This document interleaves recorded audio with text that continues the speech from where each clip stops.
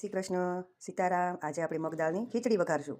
એમાં શું શું જોઈએ? ડુંગળી, કોથમરી, ગાજર મરચાં, લીમડો મરચાં, પછી વટાણા, બટેટા, તજ, લવિંગ અને સૂકા મરચાં અને મગદાળની પલાળેલી ખીચડી અને આ રૂટીન મસાલા। આમાં આપણે તેલ 1 ચમચી અને 2 ચમચી ઘી નાખ્યા છે। પછી આપણે એમાં નાખશું જીરું। જીરું આવી જાય, જીરું ફૂટે, તતડી જાય એટલે આપણે એમાં નાખશું તજ, લવિંગ અને સૂકા મરચાં। એ થઈ જાય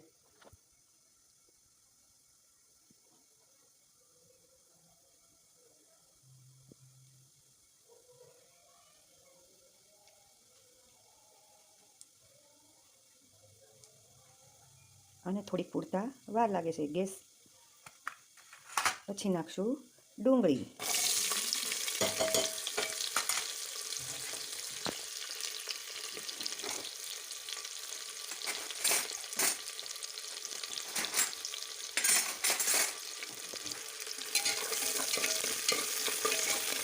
તો ડુંગળીની સુગંધ કેવી સરસ આવે છે ઘીમાં તતળાય એટલે।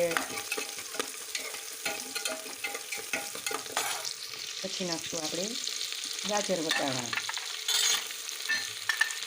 પછી નાખશું બટેટા, પછી નાખશું મરચાંનો લીમડો। હું લીમડો પહેલાં નાખું છું પણ થોડુંક ભૂલાઈ ગયું, પહેલી વખત વિડીયો બનાવું છું। બધા સાથ સહકાર આપજો મને।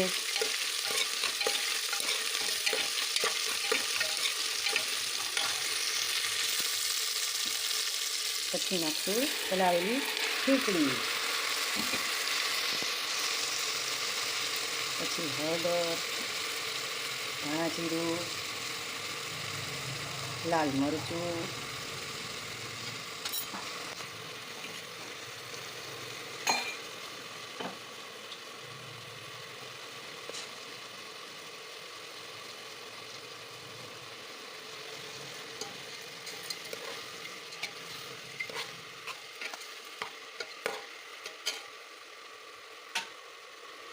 પછી આમાં નાખશું પાણી। 1 વાટકી ખીચડી તો 3 વાટકી પાણી નાખવાનું। મીઠું લાવો, મીઠું આપો।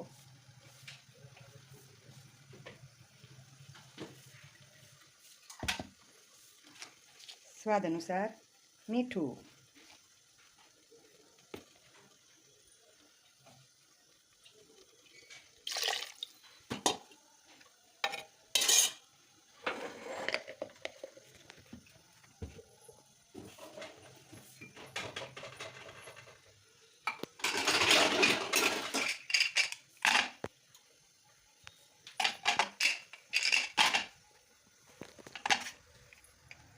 હાલો હવે ઢાંકી દઈએ, 5 વિસલ વગાડવાની ખીચડીને।